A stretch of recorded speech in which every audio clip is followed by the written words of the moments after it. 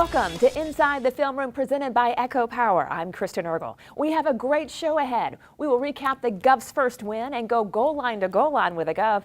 A little later, we'll go one-on-one with a Gov student athlete. And of course, hear from head football coach Will Healy as he talks about the Presbyterian game and prepares for Morehead State on Saturday. Two weather delays combined for more than a 2-hour delay.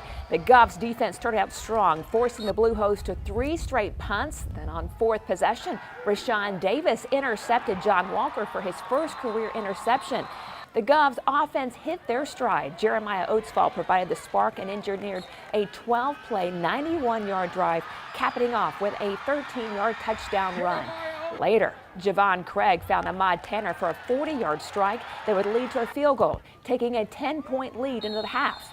Third quarter we go, Craig would find DJ Montgomery on a drive that was capped off by a Prince Mamadou score, and the Govs extend the lead to 17.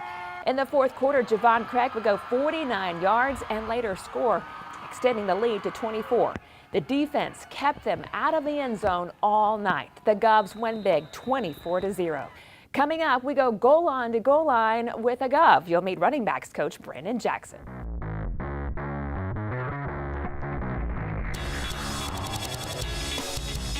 This is Brandon Jackson, running backs coach. We're going to go goal line to goal line. You ready? Let's pray. Okay. Saturday, your running backs had almost 300 yards on the ground. What did each of them bring to the table? Those guys are very dynamic and unique in their own ways. Ahmad Tanner, he's more of a downhill guy in reference to, I like to say, Ryan Grant. You know, he has a long stride, full good forward lean, and you know, he can pound away at guys. You know, Prince Mamadou, he's that hard-working back that can get you the extra yard. You know, you want to bring in certain situations, and we have two guys that are very explosive. They'll be playing this week.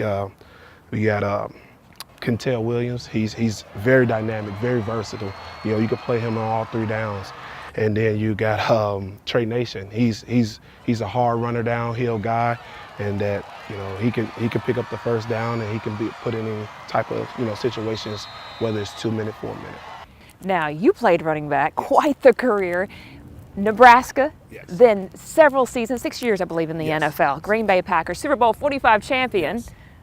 I mean, how do you draw on that as a football coach? Well, most of it's just experience. I take everything that I've done and try to instill it in these guys and allow them to take what they want from it. But it's just having that experience and playing and being in certain situations and allowing it to be familiar and just talking about it when we're watching film. Now, you spent the summer, a good portion of the summer, at Green Bay. Yes. What did you learn from that experience? Oh, it was awesome. You know, the last 2 seasons I did it, the last 2 summers, but this summer I was more in the quality control department and working with the running backs. It gave me a different perspective on how to be a coach and why we're doing certain things, trying to put guys in certain situations to be successful. I know the guys probably go, man, how do you reach these goals? I mean, what do you tell them about going to the NFL, about going after their dreams? I just tell them, you know, it's for me, it's my faith. What does your faith look like? When you pray and you ask God for certain things, what is it? It's an opportunity. So every time you step out on this field, it's an opportunity to get better. You know, my saying, faith without works is dead. In my eyes on this field, faith is participation. What are you doing to set the tone for your day to prepare for the game? You can win the game each day in how you prepare on the field. So that's kind of like what I want them to do, especially like in individual drills. If we critique ourselves and we go about things the right way, we don't have to worry about our opponents. We will show up. What drew you to be a football coach? You know, I kind of, you know, dabbled in and out of things, and you know, when I went back and finished my degree, because I left early, and so I went back and I graduated magna cum laude. So that's a great honor for me, because the reason I went to Nebraska was to be an All-American. You know, just having certain struggles and strains in high school with academics, I saw Nebraska as the best place for me to excel in the education department side of it. But with these guys, you know, it's just doing the right thing every time. Who inspires you? My father, he passed away when I was 9 years old, but he spoke purpose into me. On his deathbed, my older brother was in the room, and I was right outside the room, and my dad was telling him, you know, how to help take care of the family, and you know, he was just like, "What about Brandon?" And he said, "Don't worry about Brandon. Brandon's going to be able to provide for himself. He's going to be able to do the things he needs to do," and for me, that's he was also the first African American to play basketball at Arkansas College. So just the adversity, the things that he went through in life, I didn't see it, but I have newspaper clippings and everything, and I have a brochure where he's the only African American on the team, and it was great. It was great, you know, to have that. That's history, that's legacy, and you know, for me, it happened. You know, it's my purpose. My purpose is to allow guys to get closer to God, and I want them to see what they can really be, their true potential. And how I do that is just by speaking life into them. You know, so that's ultimately my purpose.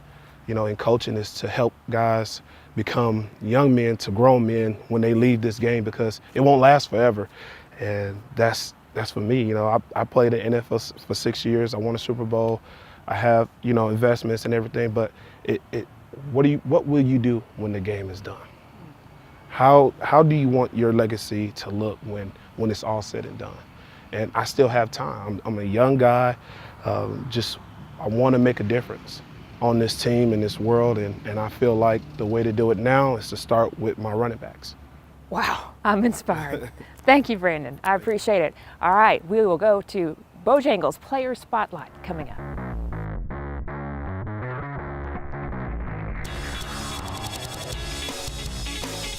This is the Bojangles Player Spotlight. This is Gunnar Shalato, linebacker. You're a force to be reckoned with out there. You're leading the team in tackles. What do you attribute the success to? I think our coaches do a great job of getting all the players lined up, knowing their keys, knowing what they're supposed to do. Coach West does a great job of making sure we know our keys, what we're supposed to be looking at each play, like depending on the call, like where we got to line up and all that stuff. And I like hard work, and I like fly around, try not to loaf in between plays, because I believe if you run around and run to the football, you can always have an opportunity to make a play. You're a senior now. Talk about your path to Austin Peay. I originally started at Western Kentucky. I was a preferred walk-on there. I had a couple Division II offers, but I didn't have any D1 offers anywhere, major ones like FCS or FBS. And I felt like going into leaving high school, going to college, I felt like I was always a Division I player. So Western was one of the few schools that offered me a preferred walk-on spot. So I took it, and then when I got up there, they moved me to fullback, or like a fullback H-back type deal, and then played scout team, redshirted the whole first year, and then spring I got moved to linebacker at Western, and then after that I was told by I think my position coach, the linebacker's position coach, in the summer that hey, I don't think we're gonna bring you back for fall camp. So I mean, after that I was pretty down, and then I was like, all right, my best bet is probably to transfer, and so I decided to transfer, and Austin Peay was one of the few schools that wanted me to play as a preferred walk-on. So I came here as a preferred walk-on first season, and then after that, it's taken off since then. Definitely taken off. You earned yourself a scholarship for sure. It was like the spring of... Spring going into sophomore year, yes ma'am. Yeah, special moment for you, I bet. Yes ma'am, very special. Absolutely. Now, you go from a walk-on here to leading the team in tackles, preseason all-conference and all-American nods. How do you do that? I just think it's just hard work, consistency, just knowing, when you start off as a walk-on, it's hard because you got to do the extra stuff, because I mean, yeah, you could be a talented, good player, but they're always going to give nods to their scholarship players, the guys that they are paying to attend school and play football. So I mean, you just got to work hard, put in extra time, whether that be film study, in the weight room, on the field. You just got to work hard, and I believe if you work hard, good things will happen. When you first got here, some of the defensive stats were some of the bottom of the conference, and now you guys have flipped that completely, near the top of the conference. This past Saturday, pitching the shutout. What are some of the biggest factors to this change? I think some factors are that we fly around a lot. I mean, we play with a lot of passion. I mean, I feel like if you come to a game, you can tell that we're good defense and we like flying to the football, all 11 hats to the ball. And just like this defense, when everyone's clicking and when everyone's together as one, it's hard to move the ball against us. And I just think we play with great passion. Your brother, Hunter, is also on the team. He's also a linebacker. That means your family is pretty much in every single room you're in, right? As far as the position group room and all the meetings. Do you like having the brother around? Yeah, I mean, it's cool. I like it. I mean, he's also my roommate too. Oh, there you go. Yeah, so, I mean, spend a little extra too much time with him at times, but I mean, he's a good kid. I like looking after him and making sure. I mean, sometimes he doesn't listen, so sometimes it's hard to look after him. He can be a little hard-headed, but I mean, once he listens and like does the work, I like that he looks up to me. I mean, it's an honor. Absolutely. Okay, so you have 9 more games as a Governor, several on this field. If you had to do it all over again, would you choose Austin Peay? Yes, ma'am, I would, because I mean, I think Austin Peay like helped me shape who I am today, and it made me like, if I could pick a road like any other road to do it again, I don't think I would, because I think my hard work and grittiness has made me become the person I am today, and I'm proud of it. Absolutely. Thank you so much. All right, coming up, we'll go one-on-one with Coach Will Healy.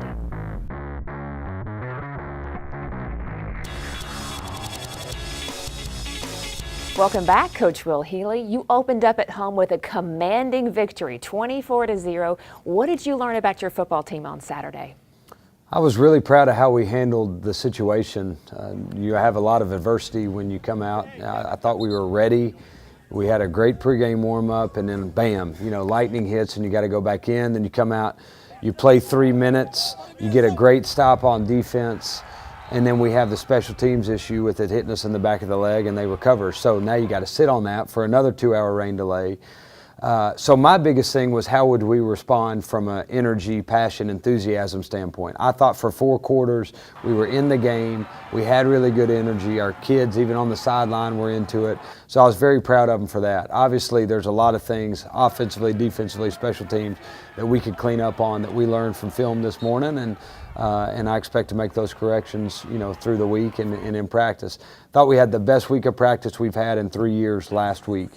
And so we got to add to that. That should become the standard now, and be ready to play on Saturday. Your offense got into a rhythm and defensively held them scoreless and didn't allow an offensive drive to cross the 50-yard line. How do you build on that this week in practice? Well, yeah, I mean, you got the 2 special teams issues we had where they started, their offense started on the 20 and the 40-yard line. But other than that, our defense didn't let them pass midfield. So great job by those defensive coaches. I thought our guys played extremely hard. We rallied to the football. I thought they had a good offense too. I thought Presbyterian had a good offensive scheme against us, and they made it hard on us sometimes. But I thought we won the line of scrimmage. We rallied really well. Still missed some tackles, but cut that in half from week 1. And got to have some more strip attempts. Got to try to get the ball on the ground, create some more turnovers. But I thought defensively we played really well. You start a 3-game road stretch. What do you know about your next opponent in Morehead State? Well, I think they're similar offensively and defensively to what they did a year ago, and we know that I think they've got good athletes. They're similar to what we played last week. It'll be a tough place to go play. It's a long road trip for us, so I kind of go back to what I felt last week, is that we've got to get a lot better for us to even worry about anybody else. So Tuesday, Wednesday practices are very, very important, and we got to make sure that clean up on the things that we haven't done to help ourselves. What will be the keys to the game on Saturday?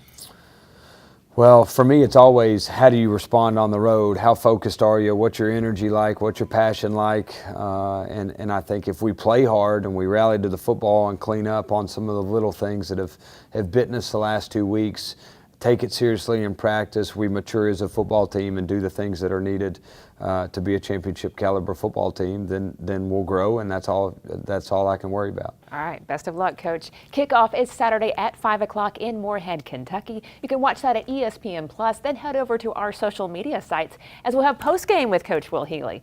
Thank you so much for watching Inside the Film with Coach Will Healy. I'm Kristen Ergel. We'll see you next time.